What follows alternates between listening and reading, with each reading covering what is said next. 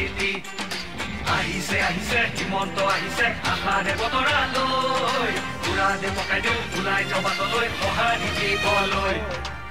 মামাক চুই চাবলৈ গামোচা পিন্ধাবলৈ আছিল তুৰন্ত হেঁপাহ তেওঁ আজি আহিছে বাটে পথে ঘূৰিছে চাইকেলখন লৈ ওলাই মোদীৰ সপোন পুৰাবলে আকৌ চৰকাৰ আনিবলে মোদীৰ সপোন পুৰাবলে আকৌ চৰকাৰ আনিবলে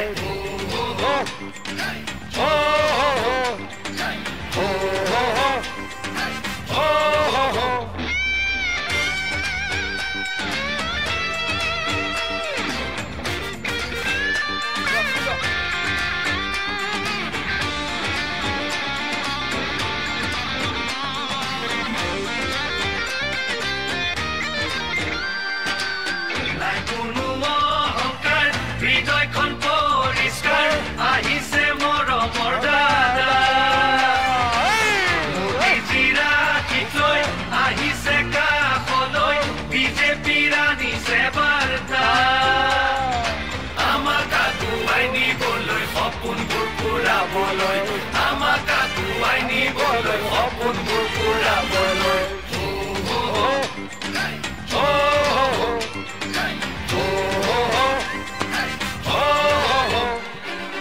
আহিছে আহিছে হিমন্ত আহিছে আশাৰে বতৰালৈ পুৰা দে পকাই দিওঁ ওলাই জবাতলৈ সঁহাৰি দিবলৈ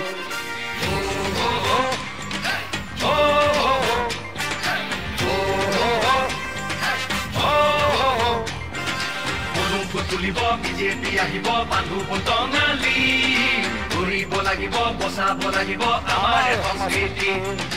আহিছে আহিছে হিমন্ত আহিছে আশাৰে বতৰালৈ পুৰা দে পকাই দিওঁ ওলাই জবাতলৈ সঁহাৰি দিবলৈ গতিকে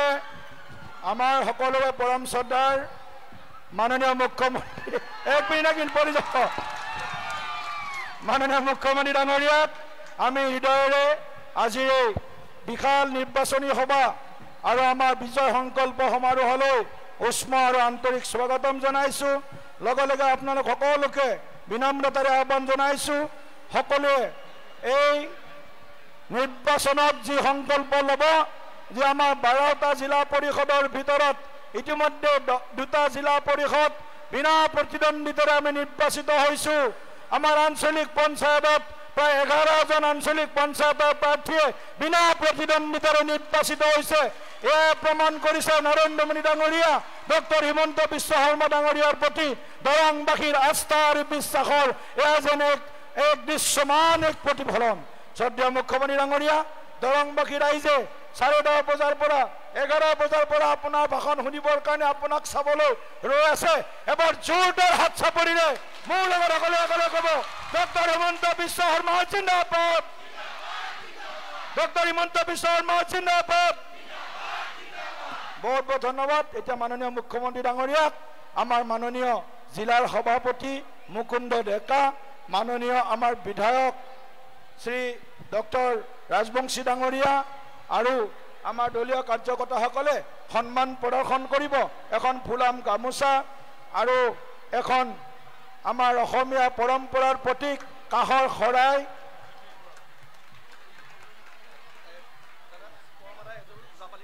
লগতে পৰমানন্দ ৰাজবংশী ডাঙৰীয়াই নিৰ্মালি দিছে মাননীয় মুখ্যমন্ত্ৰী ডাঙৰীয়াক লগতে খুঁটিতাল এজোট দিছে খুঁটিতাল আমাৰ ওজাপালি দৰঙৰ সংস্কৃতিৰ এই খুঁটিতাল বজাই দিব এয়া খুঁটিতাল দিছে আমাৰ দৰঙী সংস্কৃতিৰ অন্যতম প্ৰতীক লগতে অগপ দলৰ মাননীয় সভাপতি বৰুৱা ডাঙৰীয়া আৰু শৰ্মা ডাঙৰীয়াও সম্ভাষণ জনাব বিতুপন ডেকা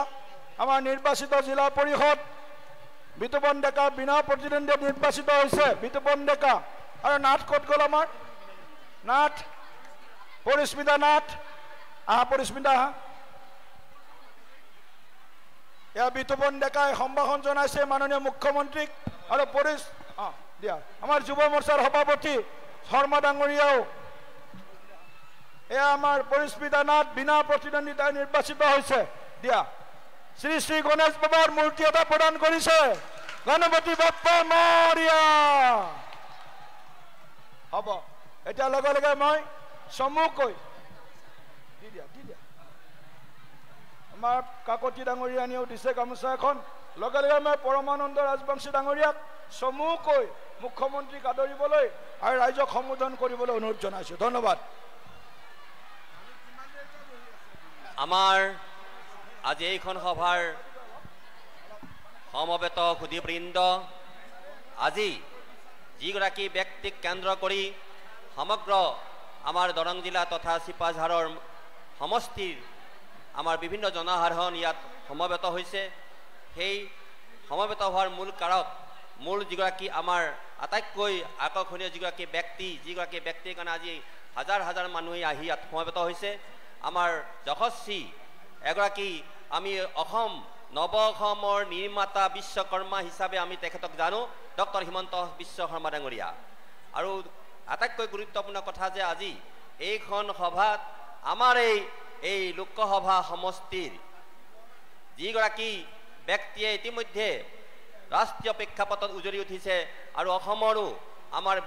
ৰাজ্যিক বিজেপিৰ সভাপতি হিচাপে কৰ্মদক্ষতা তেখেতে দেখুৱাইছে, আমাৰ সন্মানীয় শ্ৰী দিলীপ শইকীয়া ডাঙৰীয়া। আন এগৰাকী আমাৰ অতি সন্মানীয় শক্তিশালী মন্ত্ৰী ৰঞ্জিত কুমাৰ দাস ডাঙৰীয়াকে প্ৰমুখ কৰি ইয়াত যিসকল ব্যক্তি উপস্থিত আছে ইতিমধ্যে তেখেতসকলক আমি আদৰিছোঁ। মই সবাকে আনকি সকলো আমাৰ নৱনিৰ্বাচিত যিসকল ব্যক্তি আছে, যিসকলে অপ্ৰতিদ্বন্দ্বীভাৱে জিকিছে আৰু যিসকলে নিৰ্বাচনত অৱতীৰ্ণ হ'ব, আৰু সমগ্ৰ ৰাইজৰ যিসকল ৰাইজ আজি ইয়াত আছে সকলোকে মই মোৰ আন্তৰিক শ্ৰদ্ধা আৰু সম্ভাষণ জ্ঞাপন কৰিছোঁ। মই মাথোন এটা কথা ক'ব খুজিছোঁ, আমাৰ শ্ৰদ্ধাৰ মুখ্যমন্ত্ৰী মহোদয়ৰ জ্ঞাতাৰ্থে যে এইখন হৈছে আমাৰ অসমৰ অযোধ্যা। এই অযোধ্যাখন খতৰা গোসাঁই ঘৰ বা খতৰা সত্ৰ বুলি আমি জানো, কিন্তু এইখন খতৰা সত্ৰতে আপোনালোকে পাব যে যি অযোধ্যাৰ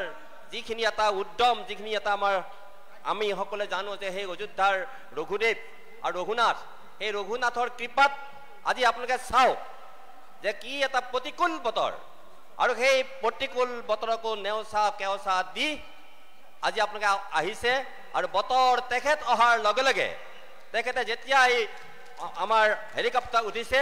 লগে লগে বতৰ পৰিষ্কাৰ হৈ গৈছে। এয়াই হৈছে আমাৰ ৰঘুনাথ খতৰা গোসাঁই মহান এটা প্ৰভাৱ, আৰু সেই প্ৰভাৱৰ ফলস্বৰূপে মাথোন মই দুটা কথা ক'ব খুজিছোঁ। এইখন খতৰা সত্ৰত আজি এই গোটেই যিমানখিনি আমাৰ মজিয়া আছে আটাইখিনি মজিয়া আমি ইতিমধ্যে আমাৰ ডক্টৰ হিমন্ত বিশ্ব শৰ্মা ডাঙৰীয়াৰ তেখেতৰ নামত আমি গোটেই ফেভাৰ ব্লকেৰে গোটেইখিনি আমি কি কৰিছোঁ, নিৰ্মাণ কৰিছোঁ। আৰু খতৰা সত্ৰলৈ অহা যিমানবিলাক সংযোগী পথ আছে আশে পাশে আটাইবিলাকৰ নিৰ্মাণৰ কাম মই বহুত শেষ কৰিছোঁ, আৰু কেইটামান নিৰ্মাণৰ কাম শেষ হ'বলৈ বাকী আছে। এইখন খতৰা সত্ৰ মই সকলোৰে জ্ঞাতাৰ্থে জনাইছোঁ যে ইয়াত এটা সত্ৰৰ পৰিৱেশ এটা আছে। কেইবাখনো সত্ৰ আছে, ৰত্নাৱলী সত্ৰ আৰু 200 বছৰীয়া আমাৰ শলগুৰি সত্ৰকে আৰম্ভ কৰি কেইবাখনো সত্ৰ আছে, আৰু কেইবাটা ৰুদ্ৰেশ্বৰ দেৱালয়কে আদি কৰি জগতধাত্ৰী মন্দিৰকে আদি কৰি কেইবাটাও আমাৰ উপাসনাস্থলী আছে। গতিকে এইখিনি জেগা আমাৰ সনাতনী সভ্যতা সংস্কৃতিৰ ঠাই। এইখন সনাতনী সংস্কৃতিৰ ঠাই। এইখন আমাৰ খতৰা সত্ৰত কোনোবা ব্যক্তিয়ে ইয়াৰ পৰিচালনাৰ দায়িত্ব লৈ তেওঁ যদি ভ্ৰষ্টাচাৰী আমাৰ যেতিয়া নেকি অযোধ্যা নিৰ্মাণ কৰি আছিল সেই সময়তেই যিটো দলে আটাইতকৈ বেছি কি কৰিছে, বিৰোধিতা কৰিছে, সেই দলটো হৈছে কংগ্ৰেছ। আৰু সেই কংগ্ৰেছৰে এগৰাকী ব্যক্তিয়ে কি কৰিছে যে আজি ইয়াৰ পবিত্ৰ এই খতৰা সত্ৰৰ যিটো নেকি আমাৰ নীতি, সেই নীতিটো হৈছে কি যে সনাতনী সভ্যতা সংস্কৃতিক আমি কি কৰিছোঁ, আমি সকলোৱে শক্তিশালী কৰিবৰ কাৰণে দিনে নিশাই কাম কৰি আছোঁ। অথচ তেখেতে কি কৰিছে, তেখেতে আমাৰ ভাৰতীয় জনতা পাৰ্টীৰ বিৰুদ্ধে যি ধৰণে এটা নেতিবাচক মনোভাৱ লৈ সত্ৰখন অপবিত্ৰ কৰিছে, সেই ক্ষেত্ৰত আজি আমি সকলোকে জনাব খুজিছোঁ, আৰু মাননীয় মুখ্যমন্ত্ৰী মহোদয় আৰু আমাৰ সভাপতি ডাঙৰীয়াক ক'ব খুজিছোঁ যে আমাৰ চিপাঝাৰ সমষ্টিয়ে সনাতনী সভ্যতা সংস্কৃতি আৰু অন্যান্য যেনেকৈ সমন্বয়ৰ পথেৰে আগবাঢ়ি যাব, আৰু আপোনাক একেবাৰে অবিশ্বাস্য যি ফলাফল সেই ফলাফল দিব। ইয়াকে আশা কৰি তেখেতৰ ভাষণ মই আৰম্ভ কৰিবৰ কাৰণে মই মোৰ বক্তব্য ইমতে সামৰণি